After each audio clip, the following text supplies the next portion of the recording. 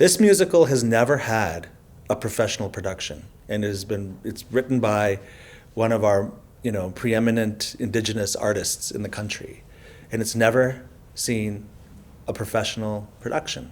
So it's historic in that respect. It's powerful. The music is incredible. The story itself it's epic. It's such a generous piece of art, piece of work, and it'll break your heart and put it back together again. It's beautiful.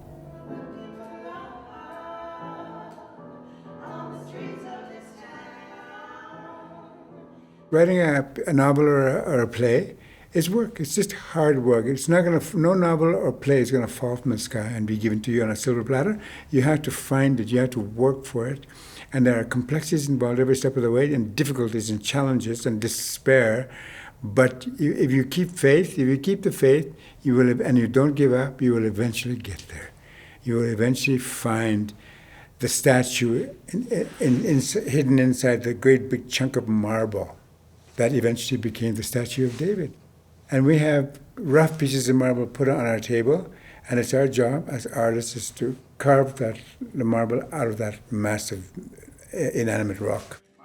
Cree, in my opinion, is the funniest language in the world.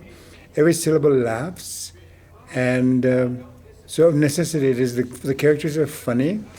And as with musicals, in all musicals, it's not just this one, it's cartoonish.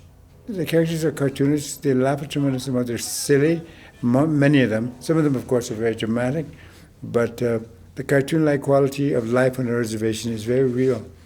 They're funny places. Yeah. It's an aspect of life that most non-native people have never seen, because it's like you step onto reserve land and you've walked into a kind of toontown. Yeah, it just becomes a wonky kind of culture where the rules don't really apply. The Rose, when it was first written, it was believed that there weren't enough Indigenous artists to actually be able to perform it with a company of Indigenous artists, and we are no longer in that era.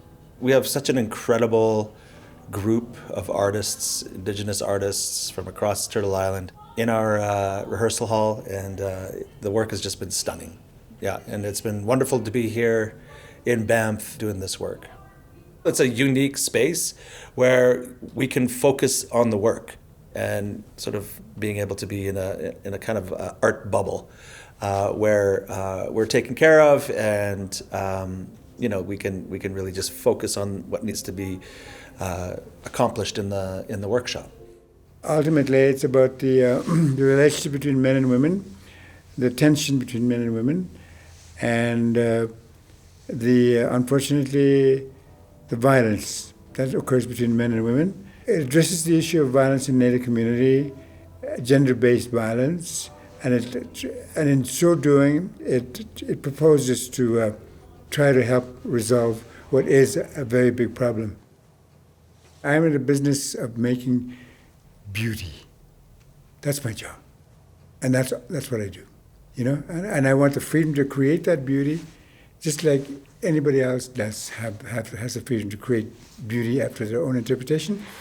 And so, yeah, I'm in the job of creating beauty, and it's a wonderful job. It's not an easy job, but that's my job.